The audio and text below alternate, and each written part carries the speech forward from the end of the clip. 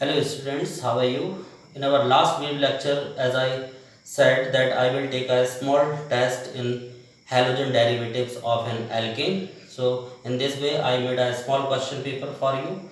So note down this question paper in your copies properly and solve this question paper properly after this video lecture and write down your answer in comment box after this video lecture. So today I will explain you about optical isomerism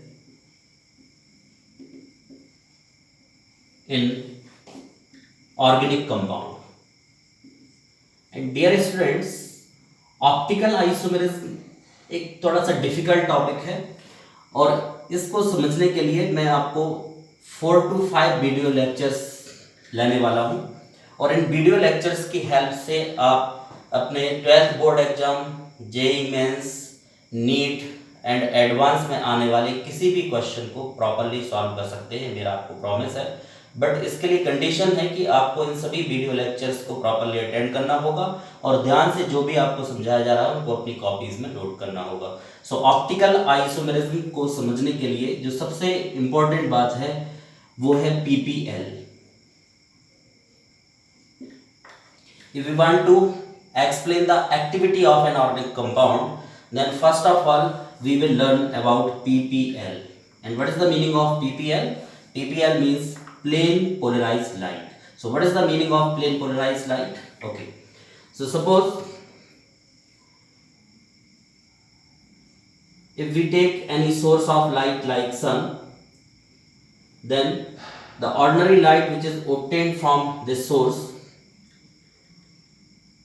vibrates in all possible plane in the perpendicular direction of the propagation of light, and this light which vibrate in all possible direction in the perpendicular direction of the propagation of light is called ordinary light.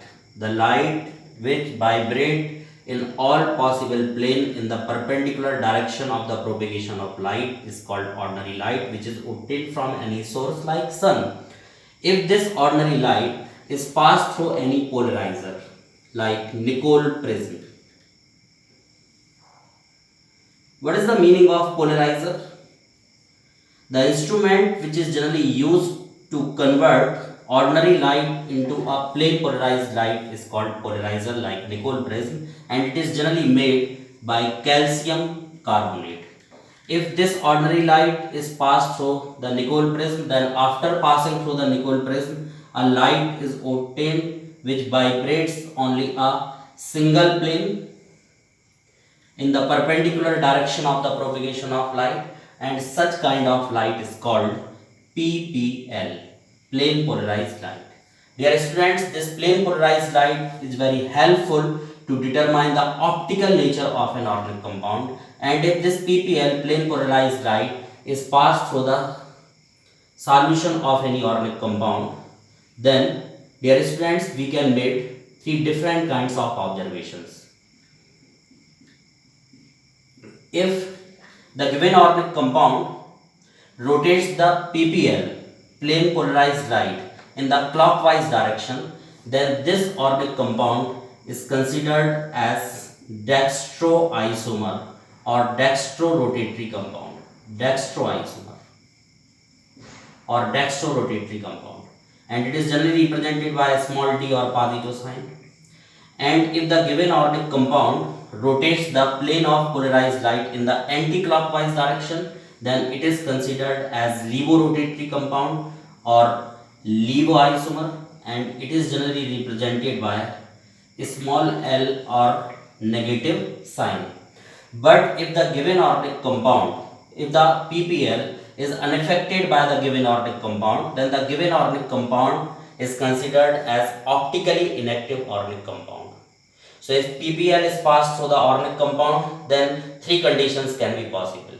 If PPL is unaffected by the given organic compound, then it is considered as optically inactive organic compound. If PPL rotates in clockwise direction after passing through the given organic compound, then the given organic compound is considered as dextroisomer. If PPL plane polarized light rotates in anti-clockwise direction after passing through the organic compound, then it is considered as levoisomer, or this organic compound is called levorotatory organic compound. So with the help of PPL, we can be determine the optical activity of an organic compound, and this whole arrangement which is used to determine the optical nature of an organic compound is called polarimeter. It is called polarimeter. So in the next video lecture, I will explain you about chiral carbon and optical nature of an organic compound. So next video lecture में मैं आपको समझाऊंगा what is the meaning of chiral carbon and how can we determine the optical nature of an organic compound. हम किसी organic compound के optical nature को कैसे बता सकते हैं कि वो dextrorotatory है या levorotatory है. Practically it can be possible, but on paper how can we determine the optical nature of an organic compound? So in our next video lecture, I will explain you how can we determine the optical nature of an organic compound and what is the meaning of chiral carbon. So सभी students इस question paper को properly solve करें और इनके answers को बच्चे आप comment box में अपने आंसर्स को नोट करके कमेंट करिए. Okay, thank you.